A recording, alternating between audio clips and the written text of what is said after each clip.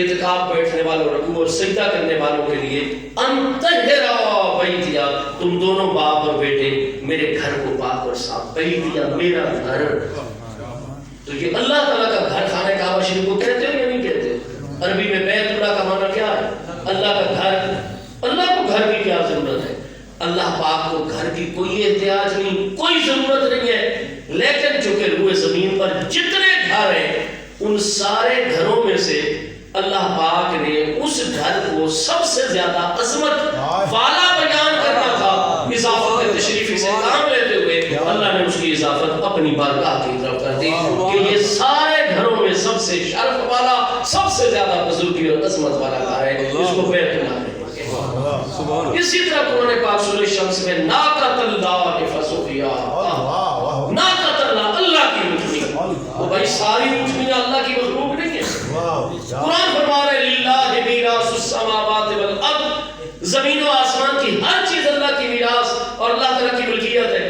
تو حضرت صالح علیہ السلام والی اونٹنی وہ اللہ کی مخلوق نہیں ہے، وہ اللہ کی میراث اور اللہ کی ملکیت نہیں ہے۔ ساری اونٹنیاں اللہ کی ملکیت ہے، حقیقی میں ساری اونٹنیاں اللہ پاک کی پیدا کرتا ہے، لیکن اس دور کے اندر چونکہ ابھی محبوب کی اونٹنی قصبہ شریف دنیا میں نہیں آئی تھی، جب محبوب کی جلوہ گری ہو گئی تو پھر محبوب کی اونٹنی سب اونٹنیوں میں اعلیٰ ہے۔ لیکن صالح علیہ السلام کے دور میں روئے زمین میں چونکہ معجزے کے طور پر پہاڑ میں سے قوم نے کہا جی آپ اللہ کے سچے نبی ہیں جی، تو جناب ہمارے بڑے بڑے آبشار، بڑے بڑے چشمے اور بڑے بڑے اونٹنیاں اور اونٹ ہیں ہمارے پاس، اعلیٰ ترین دنیا کی نسل کے قیمتی ترین، اور ہم انہیں پالتے ہیں، خوش ہوتے ہیں، ان پر سواری کرتے ہیں، گوشت کھاتے ہیں، اور جس کے پاس اونٹ اونٹنیاں زیادہ ہو وہ بڑا ہم میں مالدار ہوتا ہے۔ تو مہربانی کیجیے ذرا یہ جو پہاڑ ہے نا اس میں سے بولتی ہوئی باقاعدہ طور پر اونٹنی بھی نکلے اور اس کا شیرخوار بچہ بھی ساتھ نکلے، پھر ہم آپ کو مانیں گے کہ آپ اللہ۔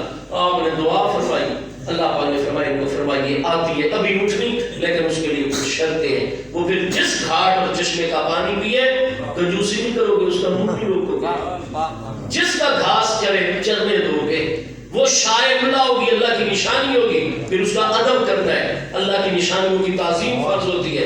اگر تم نے اس کو گھاٹ سے پانی پینے سے روکا یا فصل میں چلنے سے روکا تو پھر رب تبارک و تعالیٰ کی پکڑ بھی آئے گی تم پر، تو پھر اس کا خیال کریں گے خیال۔ اب جناب تھوڑی ہی دیر پہاڑ میں حرکت پیدا ہوئی اور زندہ آوازیں لگاتی ہوئی اونٹنی بھی اس کا چھوٹا سا بچہ بھی قرآن نے فرمایا ناقۃ اللہ، یہ اللہ کی اونٹنی ہے، ساری اونٹنیاں اللہ کی ہیں۔ وہاں جو کہ روئے زمین پر موجود اس وقت صالح علیہ السلام کے دور میں جتنی روئے زمین پر اونٹنیاں تھیں ان سب میں افضل والا، اشرف، شرف والی اور بزرگی والی اونٹنی تھی، تو ساری اونٹنیوں میں صالح علیہ السلام والی اونٹنی تھی جو بطور معجزہ اور قدرت خداوندی کے اظہار کے لیے ظاہر ہوئی تھی۔ اس کو ساری روئے زمین کی اس دور کی اونٹنیوں میں سے جو کہ ممتاز اور زیادہ شرف والا بیان کرنا مقصود تھا، اضافت تشریفی سے عربی میں کام لیا گیا اور اس کی اضافت بارگاہ خداوندی ناقۃ اللہ، اس اضافت کو اضافت تشریفی کہا جاتا ہے کہ آپ جس چیز کی سب سے زیادہ عظمت بیان کرنا چاہیں نا اس کو اللہ کی طرف مضاف کرتے ہیں۔ ہم نہیں محبوب علیہ السلام کے ساتھ اللہ کو سب سے زیادہ محبت کا جب بیان کرتے ہیں تو آپ کو کہتے ہیں یا حبیب اللہ، اللہ کی طرف نسبت کر دیتے ہیں کہ ساری کائنات آقا سے محبت تو کرتی ہے، پتھر محبت کرتے ہیں، ہر چرند پرند محبوب علیہ السلام سے محبت کرتا ہے، کائنات کی ہر شے محبت کرتی ہے، لیکن سب سے زیادہ محبوب سے محبت اللہ پاک کی محبت ہے۔ اللہ پاک فرماتا ہے تمہاری عبادتیں تب قبول ہوگی جب میرے محبوب کا در آپ کو حبیب اللہ، یہ اس اضافت کو اضافت تشریفی کہا جاتا ہے، یعنی جب کسی چیز کا سب سے زیادہ شرف بیان کرنا ہو اس کو اللہ کی طرف منسوب کر دیتے ہیں۔ یہاں یہ اضافت بازیہ نہیں ہے، جیسے کہتے ہیں خاتم و فضہ چاندی کی انگوٹھی، تو چونکہ وہ انگوٹھی جو آپ بناتے ہیں رنگ وہ چاندی میں سے بناتے ہیں، یہاں اضافت جزیہ ہے، اضافت بازیہ ہے، چاندی تھی اس میں سے بعض حساب نے انگوٹھی بنا لی۔ خاتم و فضہ میں کوئی شک نہیں کہ مضاف اور مضاف الیہ میں جزئیت اور بازیت کا رشتہ ہے، لیکن کتنی جگہ عربی مبین میں اضافت تشریفی کا رشتہ ہوتا ہے۔ نور من نور اللہ میں من بیانیہ ہے، نور اللہ میں اضافت تشریفی ہے، لہذا جب ہم کہتے ہیں अस्सलातु वस्सलामु अलैका या सय्यदी या नूरो मिन नूरिल्लाह। तो इसका माना होता है ऐ वो ज़ाते बबरकात मेरे आका जो अल्लाह के तमाम मखलूक नूरों में सबसे ज्यादा अजमत वाला नूर है। नारे तकबीर, नारे रिसालत, नारे खिलाफत, नारे हैदरी, नारे हक अहले सुन्नत। वाह सिवा, वाह क्या बात। मेरा बयानिया है कि जब आपको कहा ना या नूर ए नूर, तो अहले ईमान के दिलों में सवाल पैदा हो कि नूर तो बहुत सारे किताब सुन्नत में मज़कूर हुए, महबूब का नूर फरिश्तों वाला नूर है, या तो चांद वाला नूर है, या जुगनू के तलगे में जो नूर हिस्सी है उसमें महबूब रहमान का नूर मुक़द्दस ऐसा है। फरमाया नहीं, बयान की जरूरत है, उसका बयान और जवाब यह है कि वो नूर इल्लाह है। इज़ाफ़त तशरीफी यानी अल्लाह के मखलूक नूरों में सबसे ज्यादा अज़मत वाला नूर है। क्या मतलब? फरिश्तों का नूर भी ऐसा नहीं, जुगनू पितंगे में भी ऐसा नूर नहीं, चांद में भी ऐसा नूर नहीं, सूरज में भी ऐसा नूर नहीं जो ज़ाते मुस्तफ़ा की तो या नूरो मिन नूरिल्लाह का माना है अल्लाह के मखलूक नूरों में सबसे ज्यादा शर्फ, सबसे ज्यादा अज़मत वाला नूर।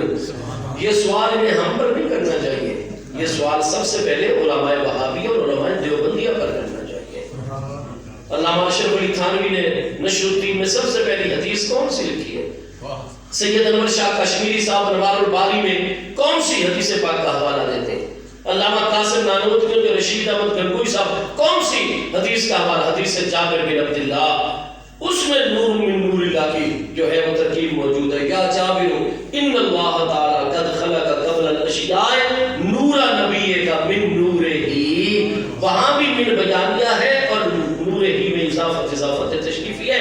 ऐ जाबिर बिन अब्दुल्लाह अंसारी, बेशक अल्लाह पाक ने तमाम नूरों में सबसे ज्यादा अजमत वाला तेरे नबी रसूल का नूर ही सबसे पहले पैदा हुआ।